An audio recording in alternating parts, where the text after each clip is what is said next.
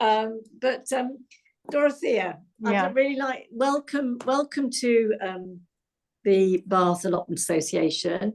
We're really pleased to have you here this evening, and for you don't have to be in person, to inspire us and to talk to us about the work that you're doing on your site. So welcome, and I'm not going to carry on with lots and lots of information because thank you. You'll tell us about yourself. So I will.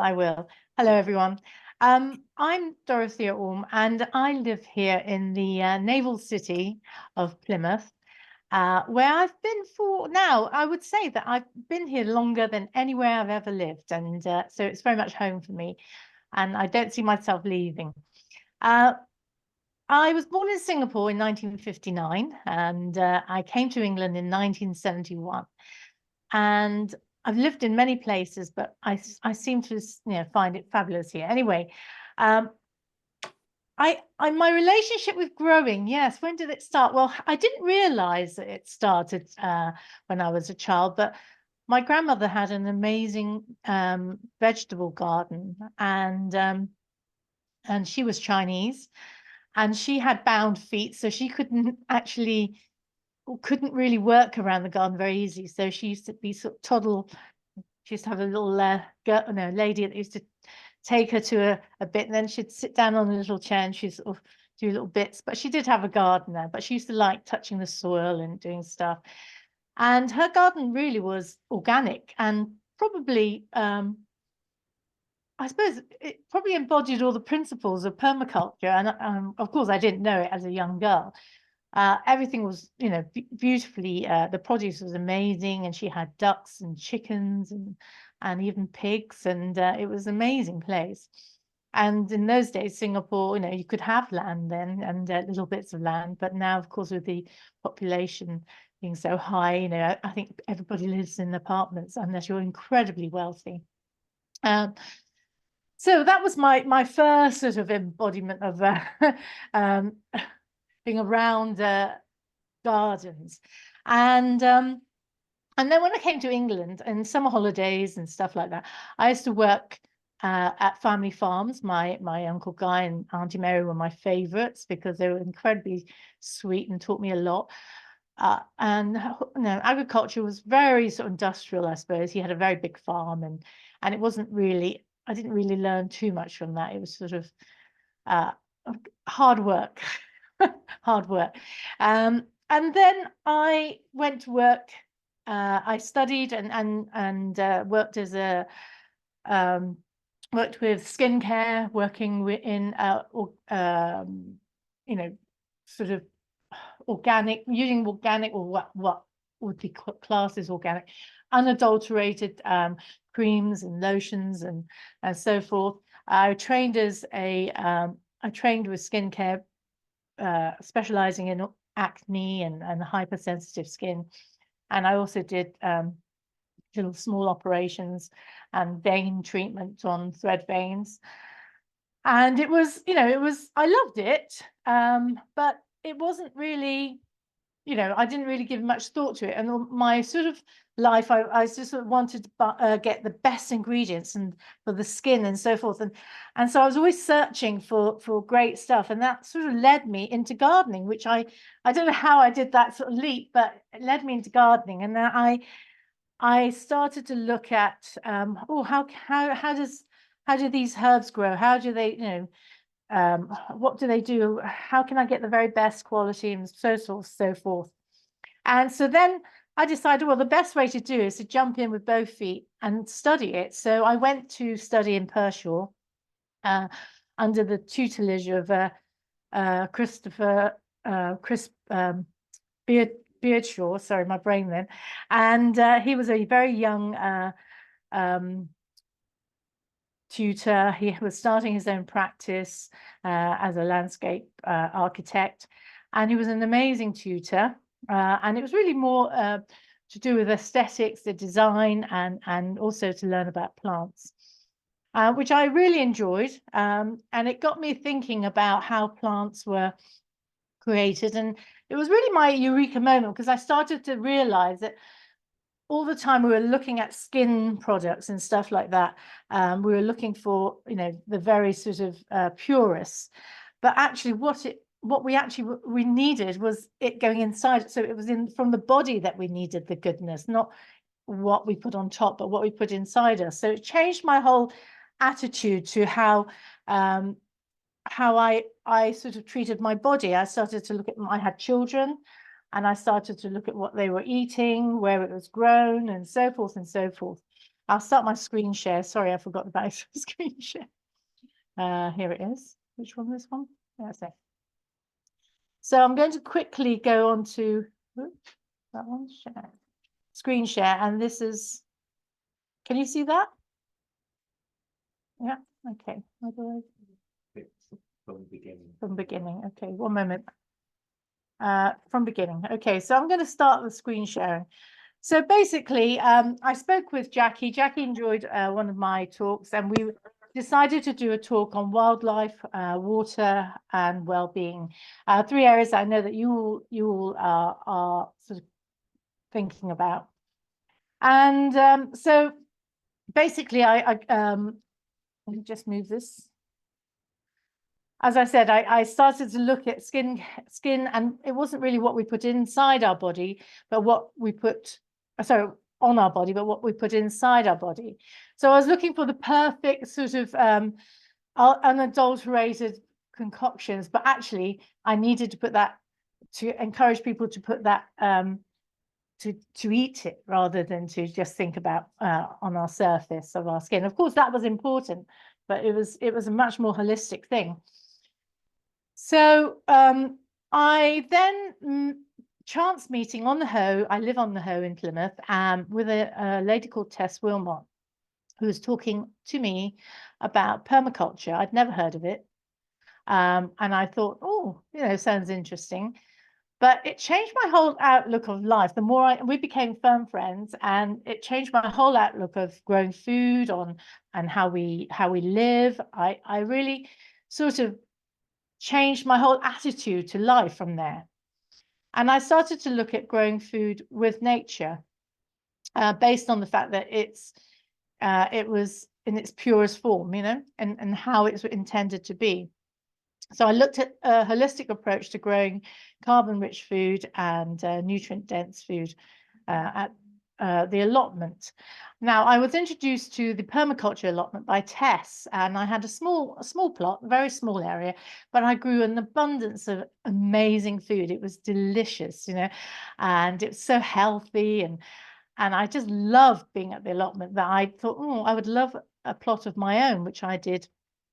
I was lucky to get one, and I started to really look at how food was grown. And I wasn't so much interested in the planting side of it, because that was to me quite straightforward, as long as I knew, you know, what I wanted to grow, where it can grow, and so forth.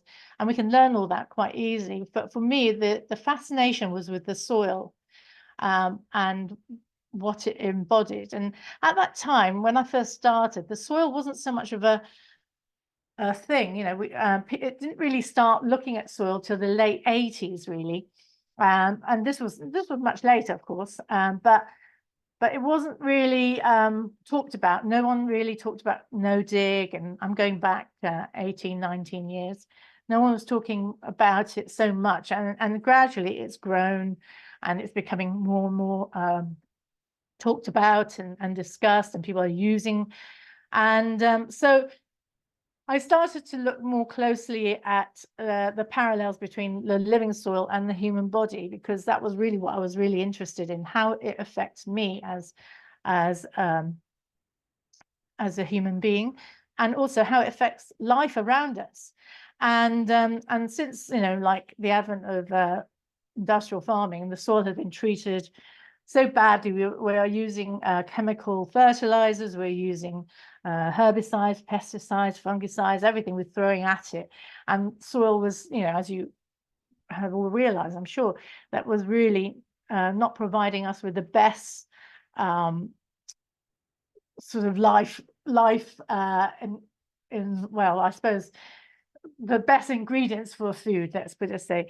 And because people don't realize that we also get our food from our nutrients from our food, and also the bacteria, the microbacteria that's in the soil also comes up in our food. So if that comes in our food, so do chemicals. It made me really think about how food should grow, and there's a real correlation between the food, our stomach, the microorganisms in our stomach, and the microorganisms in the soil. And I got so fascinated with this that I went back to university, and I decided to do design, and I did a master's in ecological design, landscape design, just really to look at how we can incorporate growing nutrient-rich, really sort of living soil in the urban landscape, really, because most of us live in urban landscapes, and we don't live in great big countryside areas. So this was sort of my area that I wanted to work at, and so I started to look at how plants got their nutrients from the soil, and realized that we were overwatering, and this is the area that people don't realize that what they're doing, they're giving so much water to the allotment, and the plants consequently, the roots are staying on the surface rather than going deep down, where all the nutrients are, where all the minerals are. And so we've been trying to sort of show rather than tell at the allotment people how they can get the best out of their garden by not overwatering. And when I returned, I sort of took a bit of time out to study, and I really sort of really dove right into learning about soil, and how we can best sort of what's that moving on? That's it. How we can best sort of get the soil to do its thing, let's say, increasing like the biodiversity, getting the best return for our food, and we had to look at the sort of like the food web, really, how everything benefits the food web, and so I felt that the allotment, how can I say, I don't know if you I'm sure you all have experienced it. I would see people come to the allotments and they'd be absolutely enthusiastic, and it was wonderful to see them, that enthusiasm, and they would like go full-fledged into it, and they would obviously be digging and pulling everything up in that first season. And then by the second season, I found that the enthusiasm sort of waned. They became overwhelmed because the weed seeds or the wildflower seeds came back with a vengeance, and everything else grew with a vengeance. And that sort of lack of enthusiasm in the second season was really sad, because they really had great hopes. And consequently, they would leave after the second season. And the plots would be in a worse state than when they started. And this sort of incrementally got worse, with each new person. So I had a chat with the allotment officer, and I started to run little workshops, but which I did from my own allotment. And I then spoke to the committee, and they asked me, would I join the committee, which I hadn't really sort of thought about, really. And I then decided, okay, maybe I should join. So I became education and events organizer within the committee. And I started to collaborate with the local authority, the allotments people, to ask them if I could actually have 2 of their plots, their worst plots, and create workshops for new people coming in, which I did. We had a really fabulous first cohort. Now, I'm a blue sky thinker. I'm an optimist, and I tell you, the whole thing was so much better than even I could imagine. And what I found with them was that they I was teaching, well, not I was showing them. I have this principle of show, don't tell, and just letting them make their minds up and sort of planting the seeds into them, and this, you know, these sort of thought seeds into the head, and showing them sort of ways of, like, you know, when we were working on the allotment plots, I would say, oh, we're going to do this today because X, Y, Z. I'd say, oh, no, we don't want to use water. We want to mulch everything. And so I'd go through a whole process of, like, using less water, not digging, covering, mulching everything, showing them all the things that we were going to do on this plot, with no emphasis for them to do it on their own plot. It was just to show them that for me, this was the best move forward, and for the next person taking over the plot.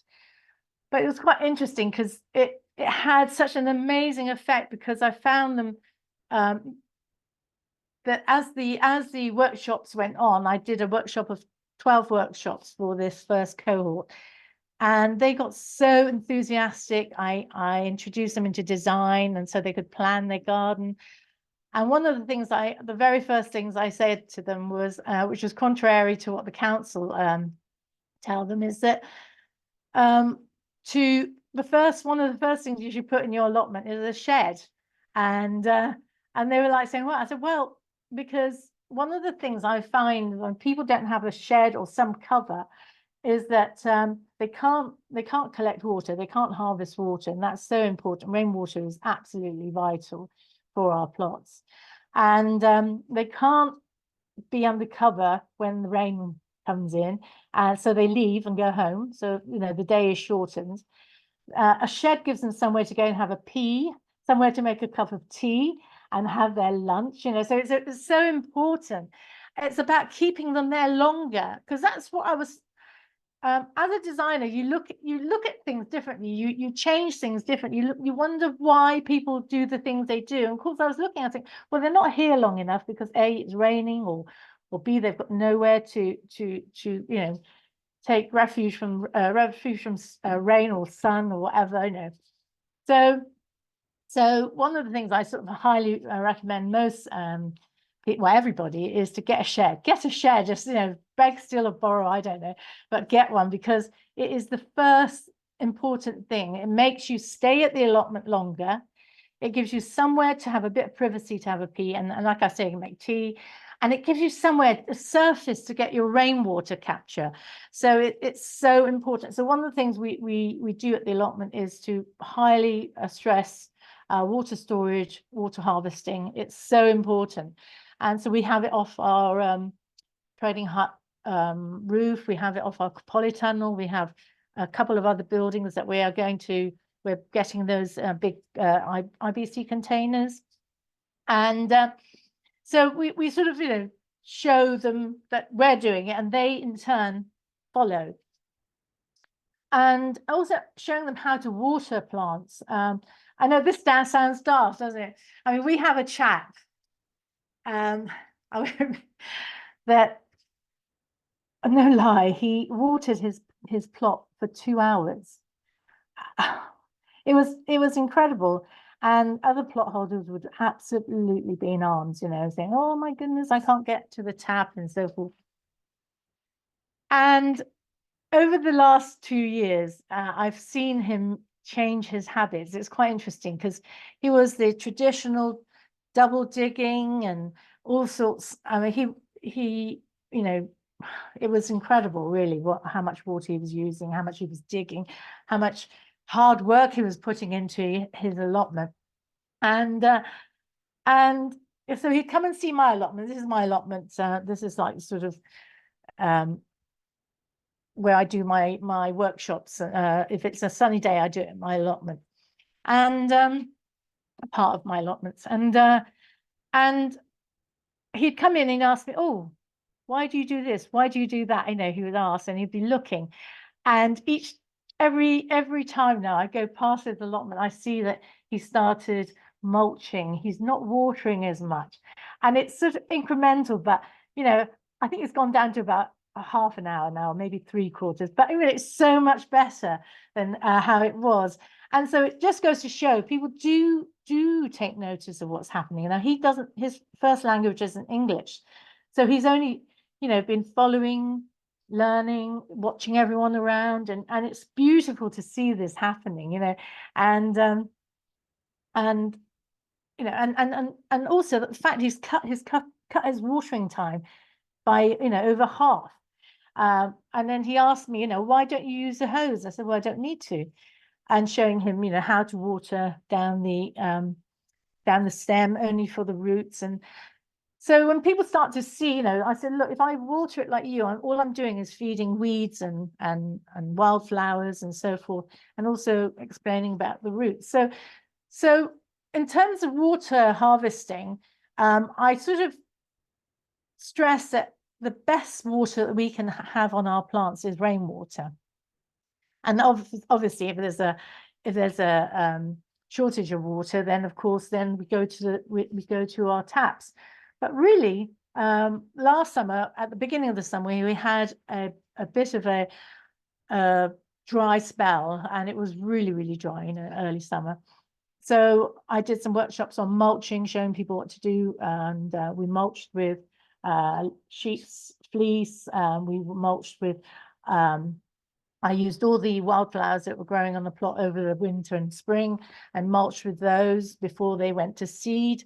Because, one of the principles I've seen of soil care is that the plants that we grow on our soil, whether they're wildflowers, whether they're vegetables, whatever it is that we grow, if we use them to mulch and it goes back into the soil it came from, it really enriches the soil.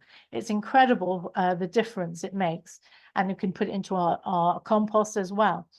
And so if you just mulch your soil with it, it breaks down, the life in the soil pulls it down, and it's got all its nutrients from the soil, and it's going back into the soil. So you're literally putting the same sort of organisms back in. And also seeds, in terms of seeds, I do with the workshops. So we have seed workshops where we have encourage them to have seed banks and so forth. In fact, we're going to start a seed bank. And the same principle, when the seeds are grown from your plots, they are much stronger. They are able to fight disease because it's built up a resistance in that plot.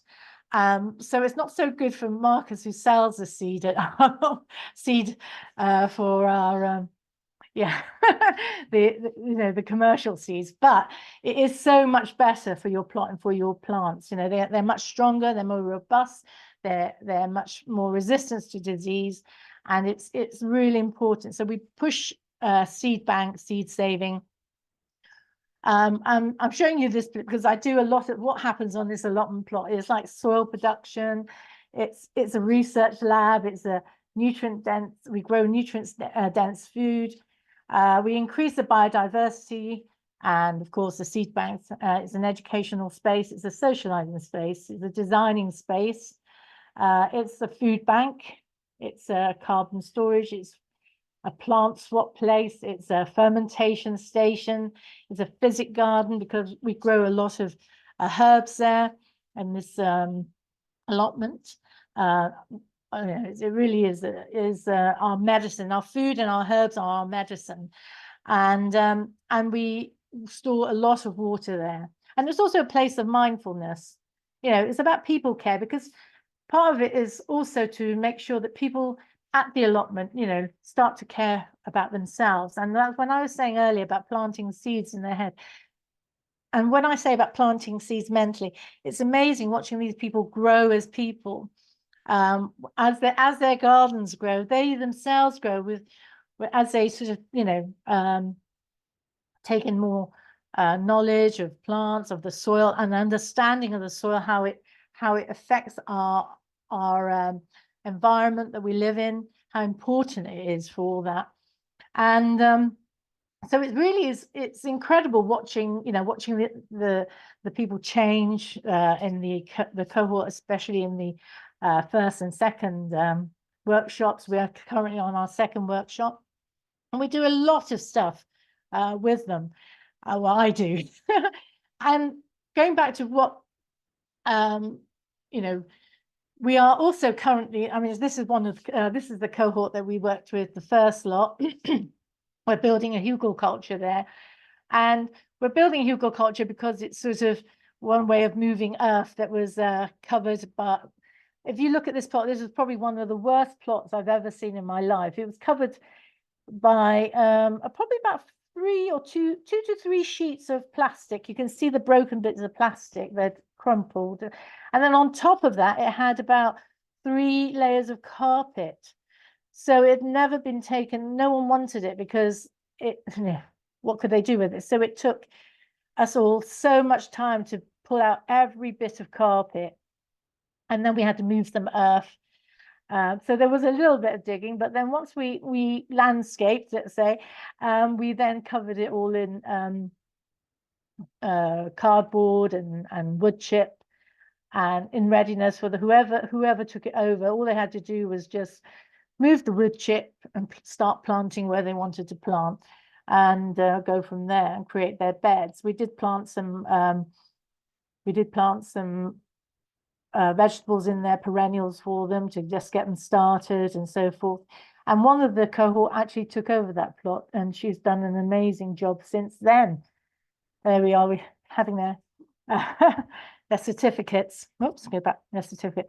So it's very sociable. It's an incredibly sociable thing that we do with the new people. And made me start to think about, there's our seed, talking about seeds, seed banks.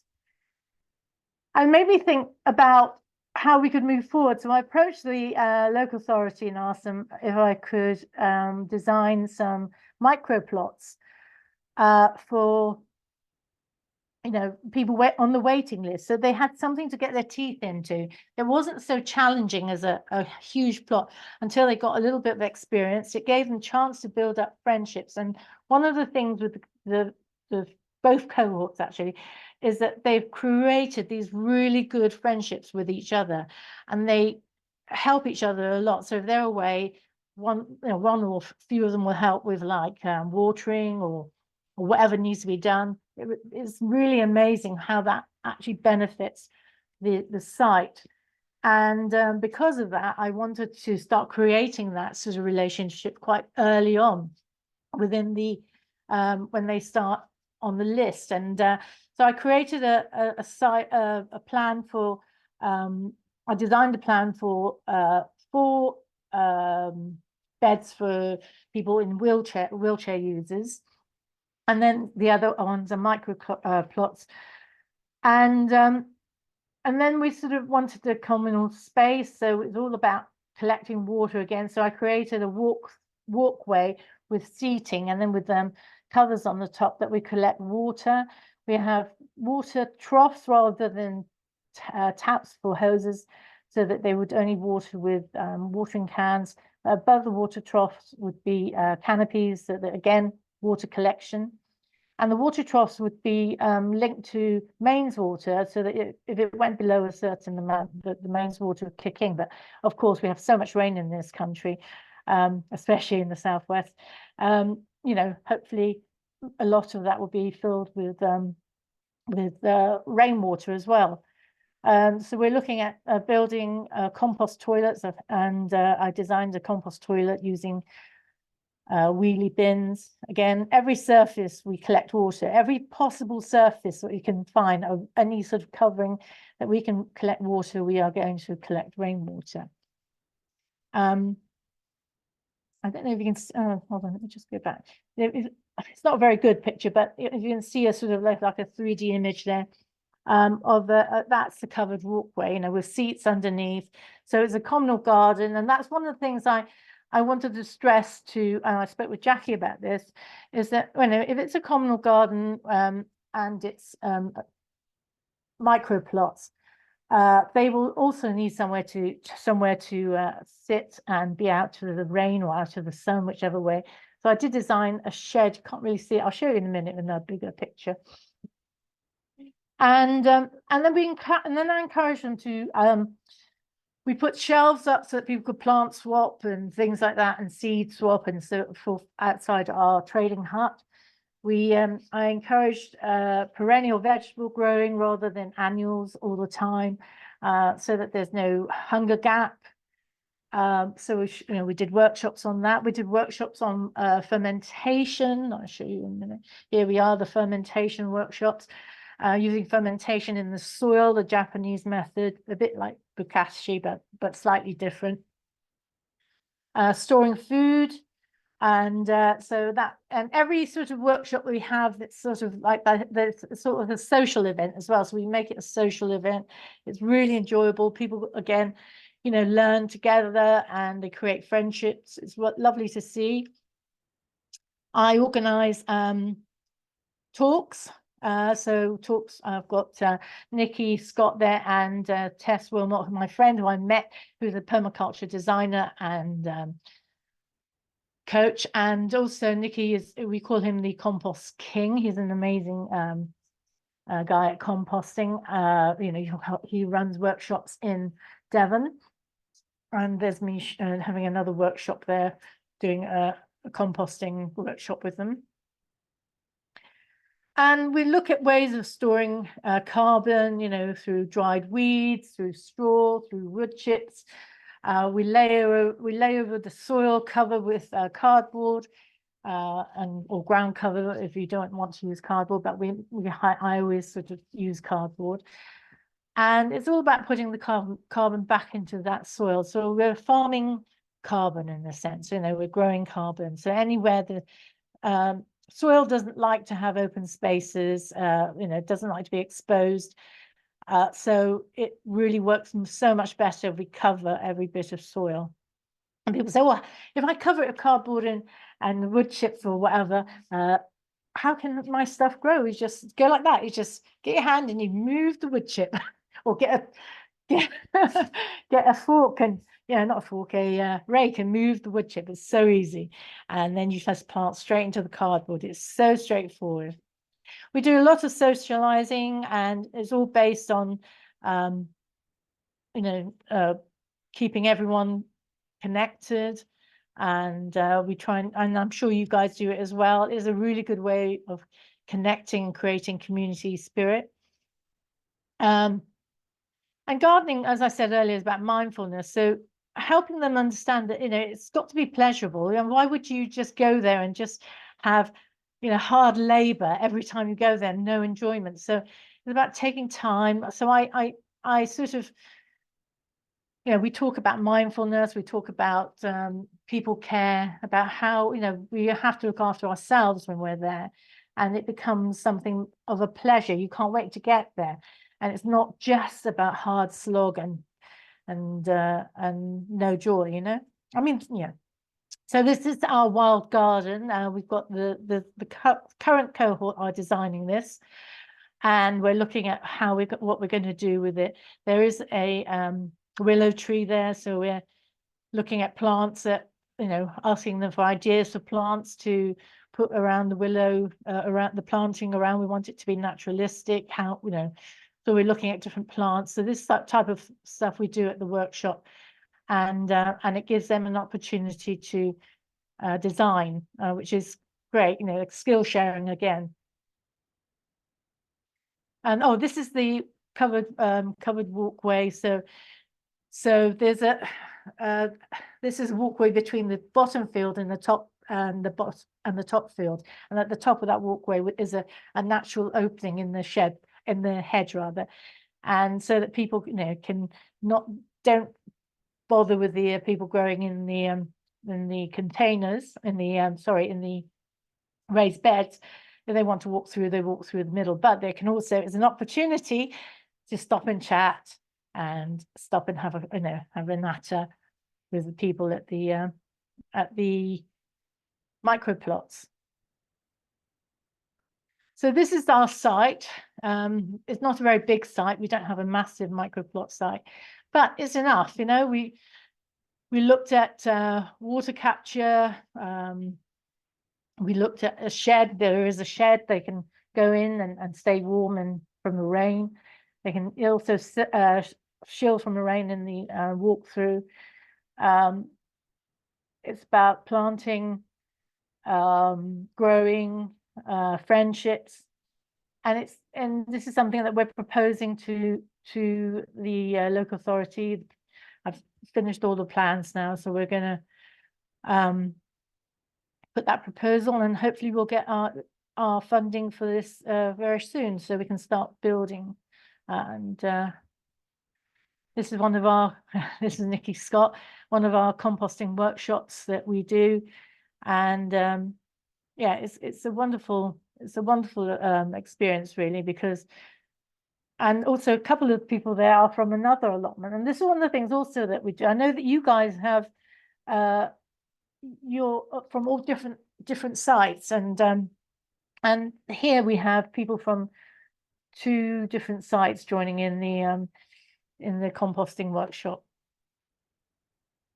And the reason why, and here is a terrarium workshop, put some young ones there. We actually did this last week, or week before last, I think it was 24th of February last week. And you might think, oh, why are we doing a terrarium workshop? Well, I tell you what, it's the greatest way to stop people start them not digging, because they layer up their soil with the stones and the grits and the soil and the compost. And we plant only ferns and mosses. We use stones for decor, as well as rotting wood. And the soil is organic, the compost is organic, it's all from our local area. And so, you know, I explained that they can only water it with rainwater when it needs it, but it is its own little microcosm. And it really is one of those seeds that get people thinking. They start to realize, you know, I say, look, you can't do anything else to it. You just spray a little bit of water if you think it's getting too dry, but it shouldn't do. It should be self-sustaining. And you can see that sort of light bulb moment when people start to understand why you shouldn't dig, why we should look after the environment around us, because that is it in miniature. And it's, you don't have to say anything, you can see that it suddenly goes ding, you know, that light bulb moment. And they treat their own allotments the same way. And that's it, I think. That's our last one. So, so in terms of nature, we have got a lot of wildlife. We've got more wildlife. We're inside Central Park, and we probably have more wildlife in our allotments than the entire Central Park. It really is a green desert. It's getting better. It's not as bad as it was. It's certainly getting better. And we have like badgers and foxes and pheasants, and we've even had an otter. We've had an amazing abundance of wildlife. We've got a lot of bats, 2 species of bats that we've seen. We've got a lot of, you know, we have blackbirds and wrens and tits and a lot of crows. We used to have a lot of kestrels flying about. That was because we used to have field voles, and as the population of field voles have disappeared, we do not seem to have any kestrels. So that's quite interesting. That was sort of 10 years ago, I started to see the decline in the field voles, and I'm wondering whether they were eating something poisonous and killing off the kestrels. I don't know. So we've banned all herbicides and pesticides and fungicides and chemical food from plant food from at the trading hut, and also slug pellets. So if they want to use it, they'll have to buy it from somewhere else. We don't, but again, as I said, we show, we don't tell. And you know, it's made such a difference in terms of the whole sort of atmosphere, the whole sort of, you know, at the allotment is weird. I've just seen this wonderful change, and everybody is like working together to, you know. And for instance, we were having people driving through our wild garden with their cars to get to the lower field, And so rather than be confrontational, I just planted up all these all these sunflowers and laid a load of logs for wildlife across the area that they were driving through, so they couldn't drive through. But it wasn't, it was about sort of doing something positive and not having confrontational conversations with people. And so they had to drive around it. So it's doing things that benefited the site, using a designer's mind to change the way we look at things. And it works, and everyone is sort of so keen when we change things, when we do things. Everything is about the site and the community. We have a lot of things going on and still going on. I don't know really what else to tell you, but this is my experience with the allotment, and I give a lot of time to it, and probably more time than I should. But I can see the benefits of it, and I hope that that helped you with your understanding of allotments and how to move forward. Any questions? I think I'd like to say, can I just, oh, you're back now, Jackie. I think I'd like to say, Dorothea, you've inspired us, and it fits perfectly with our agenda going forward, in that we've now got this funding and we've got people who are inspired to look at water, capture, storage and use across the plots. And we've got a wildlife emphasis as well. We're going to take inspiration from what you've done to try and replicate that across our sites. And we are one community, but it's quite hard for us to get together and share that. So that is going to be something that's we're going to work at, really going to work hard at. It does take a lot of work, and there's always a handful of people that keep at it. They won't give up, and it needs that in any organization, any allotment association, anything. You always need those key people to keep going. Has anybody got any questions? Yes. What's the relationship with the council, Dorothea? Yeah, it's sort of off and on. I mean, our main sort of allotment guy is gone. He's retired. So we have a new one, and she's pretty good so far, but it's early days, and she certainly gets back to us much quicker.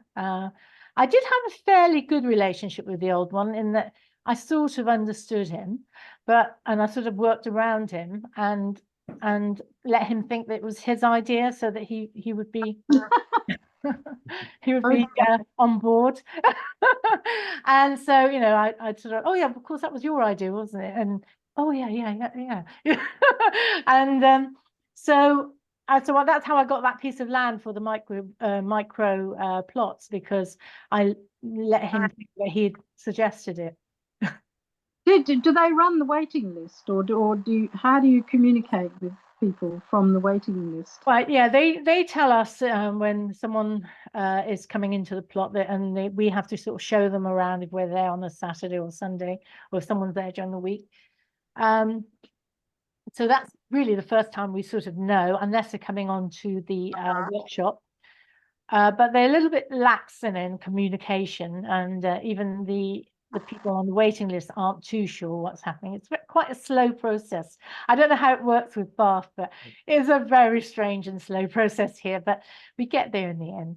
And we have a Facebook page as well, which people can yes, one of the things is the Facebook page actually probably tells us a lot more than the council, because they see that we put that on the trading hut and so forth. So, and they see that, so they link in, and then they literally just say, oh, I've been offered a plot, so they tell us straight away. And so we actually know through the Facebook page before the council a lot of the times. But yeah, it is a strange process here. But your relationship, I don't know how you guys do, but they're all very different, aren't they? They are. I mean, we did have a case where recently someone was told to take out some weeds off their plot because they were weeds, and that was against the rules, but it was a person growing them for butterflies. So, I mean, that's a fundamental issue, I think, with a the administration versus the dreamers, And this is one of the things I had a long conversation, because we used to get these letters. Oh yeah. Oh, sorry, Anita. I'll be back with you in a minute. Sorry, Anita. Okay, no We worries. used to have these letters about the same thing, that we have weeds on our plot and we should remove them. And I grow a lot of weeds. Well, they call weeds. I grow, wild leeks and so forth, because I eat them before the garlic and the onions are ready. It was a great source of wild, alliums, and so I had all these sort of alliums growing wild, and I said, well, I'm sorry, I'm not removing them. I use them, I eat them, and they're my food, and I then proceeded to explain and sort of, about how they all benefited the soil, because I always grow my wheat. I let my wildflowers grow all over my allotment after autumn. I let them all grow, because the benefit that it gives the soil is absolutely second to none. It's amazing what it does to the soil. And then just before they go to seed, just as they flower, I remove them and I lay them in my compost, and I lay them as mulch on the beds. And they're amazing, absolutely amazing. And nowhere am I not going to do that, because it's so beneficial. Thank you. Anita? Sorry, Anita. Yeah.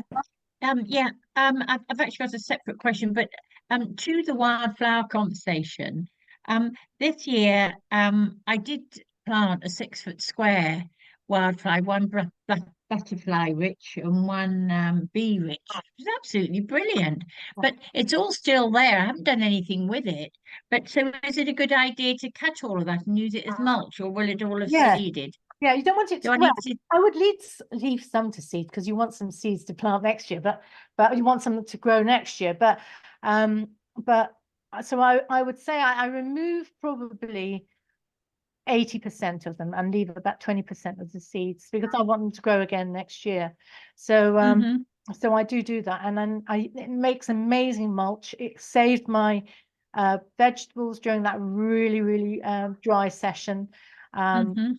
It was fantastic, and it was great for the soil, and all the life pulled it down. I didn't do any gardening. I just mulch. That's all I do, and everything grows. Yeah.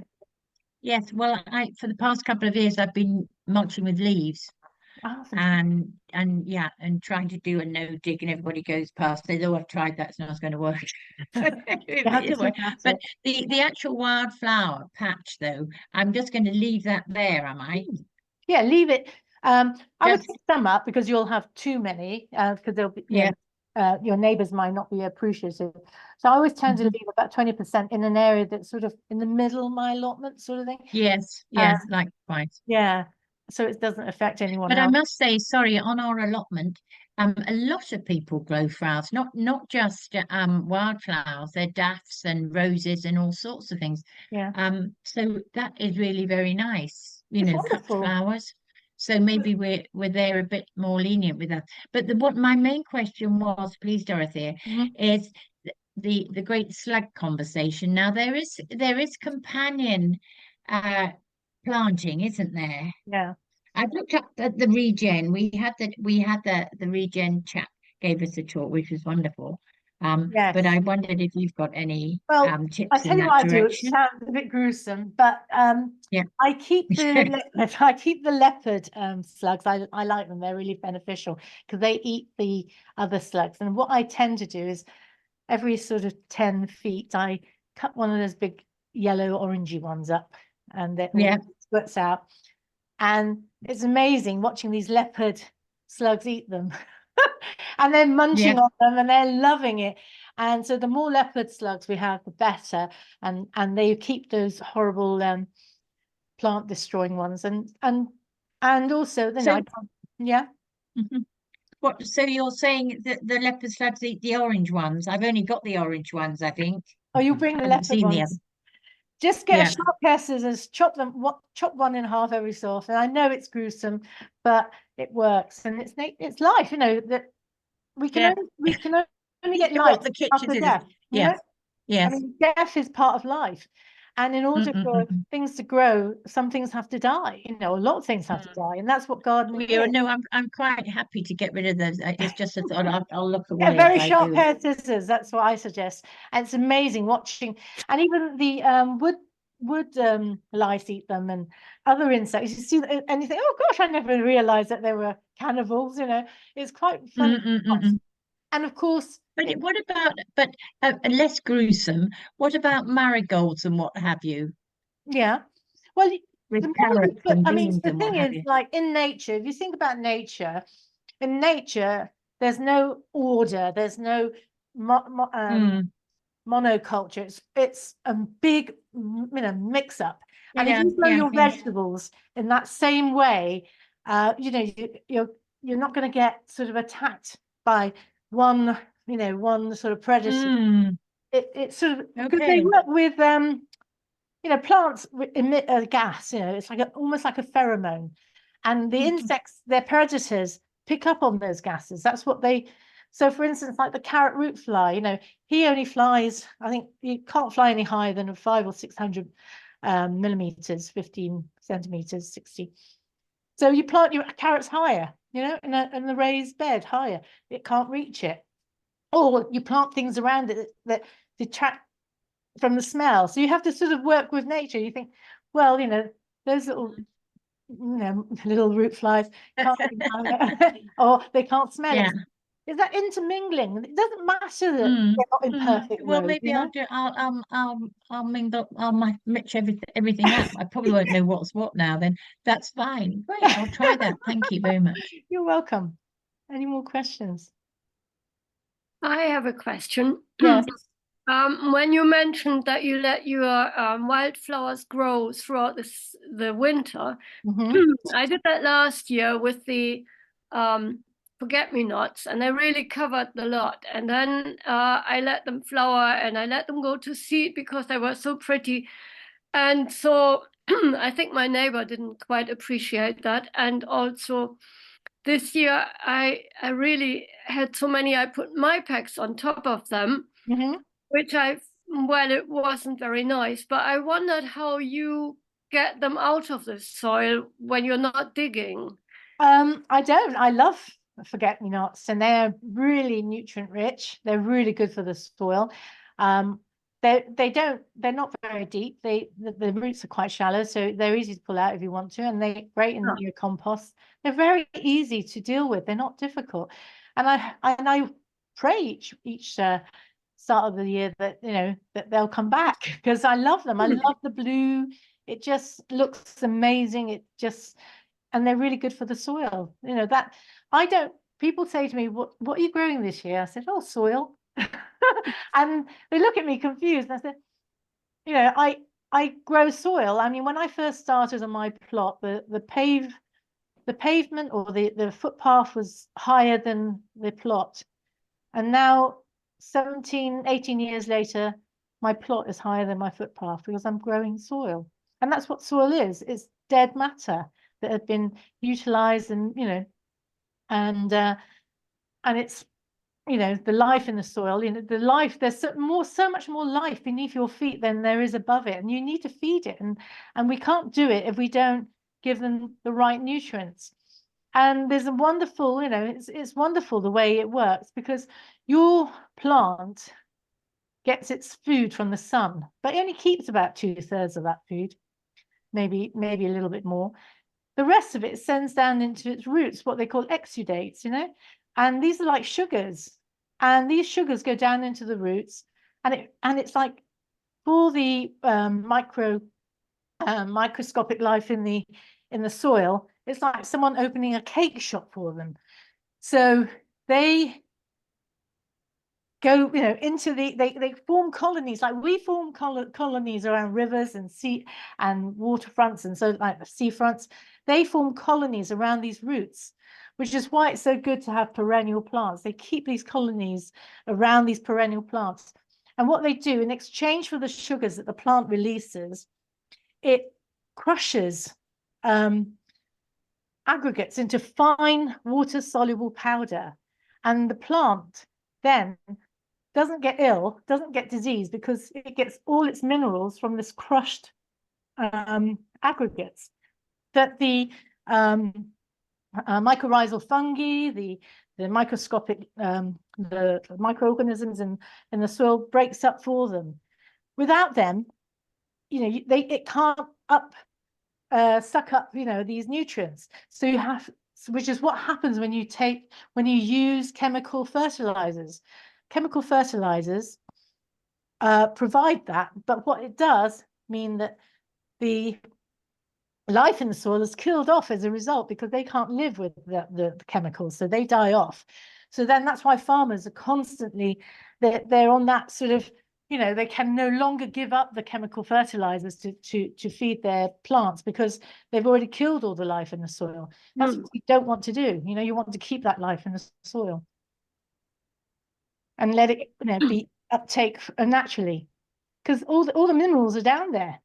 They get that from all the stones. And that's why when I talked about the terrarium, it was that light bulb moment. When they worked on the terrarium, they understood. I just imagine that you're God, you're creating the earth, and this is how it starts. You've got the rocks at the bottom, volcanic rocks, and the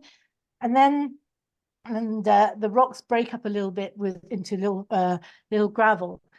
And then you've got life coming in from the sea. It starts to poo and leave little deposits, and then seaweed comes on, and it starts to create our mosses, and then it starts to create ferns and the first plants on earth. And as more life poos and dies, more soil is created, and it's taken a long time for the soil to get on earth. And on average it's about 12 to 15 inches. Imagine how much time that took to create that. And you can build it so much faster if you just work with nature. If we just stop destroying it, you can build your soil up. So the terrariums work because they have an immediate insight into, like, oh my goodness, yes, that's why I mustn't dig, because they see the layers rotting down, the tardigrades, and the other the springtails and all that. You see them in the soil, and they're doing their job. And that's why I show them that first, because it's an immediate seed goes into their head, and they suddenly realize it all comes clear. I don't have to tell them, they see it. They've already realized themselves, and this is the beauty of it. Workshops are so valuable for people. In fact, the skill sharing is so, if any of you are skilled in any of this sort of, share it. Well, we've certainly got one. That's a fantastic segue, Dorothea, because John is just on my screen. He's just below you, and John is one of a really fantastic gardener John. and grower, aren't you, John? Hello, John. Nice to see you. And he's going to be one of our pioneers and hopefully demonstrating to groups of people what he does here in Bath. And it's so important that we do have people on the ground who really can show us how to do things. And it's show and tell and demonstrate. Yes. We all learn by doing rather than being told. I don't tell, about I just show, and then people just follow. It's incredible. And once they understand why, and John, you can do this. Once they understand why, and they see the benefits of it, they don't go back. And how much easier it is to look after a plot when you don't have to keep, I know it's like hard going, to dig, and the old days when they used to double dig, and oh my goodness, I don't know how people did it. They must have had they must have had a liking for extreme hard work, but it isn't hard to grow vegetables in an allotment, as long as you just think about it. Just think about how it all works, how it all comes together. And as I said, John, I mean, please start workshops, do it, because honestly, people are just, skill sharing is one of the biggest things. And I call in favors from Tess Wilmot. She's my friend that introduced me to permaculture, and I call in favors from Nikki Scott, and I do jobs for them that I don't want payment for, so I ask them in return to do work for me. So we all share, you know, we share all our skills to make sure that everybody gets has, you know, knowledge. I'm doing a sharing, I'm doing a skill sharing at the end of this month, trying to stop people using plastic netting and plastic wire, or plastic covered wire and things like that. So I'm showing them how to make willow obelisks. So you know, it's things like that. Okay, thank you. So I mean, I'm feeling heartened. You know, it's really inspired me, because it does mean that I can sense that the people that have come onto this broadcast share the views, and I certainly, is that Tim Baines I can see down there, because he's an expert on water storage and collection storage. So we know we've got the experts in our midst, and we're going to exploit their talents, and that's what we should be doing. Did you see the wildlife garden picture that the current are designing? We're going to put a pond in there. I know that we shouldn't, but we are a very shallow pond, and in a way it's a water capture, and we're going to put a pipe. It's a bit of a permaculture technique, and we're going to siphon off as the water builds up, it'll siphon off into another container. So it doesn't have to be, you know, structures. It can be through ponds and through other things like that. Yeah. And can I just say, we've also got, just for the purpose of the people who are attending, we've got access to Avon Wildlife Trust advice and guidance for all of our sites. So if anybody's interested, they're very happy to come and visit the sites, give you advice, look at even little bits or bits of perimeter, or just small spaces where we can improve the wildlife on our sites. So please get in touch with me if you're interested in that, because we've got this resource only for this year, because it's 1 year funding. So we really must exploit that opportunity as well. Yeah, I'm heartened, and it fits so well. Thank you, Dorothea. Any more questions before we close the Zoom? No. Well, thank you so much. If you are interested, yeah, I think it's helped everybody.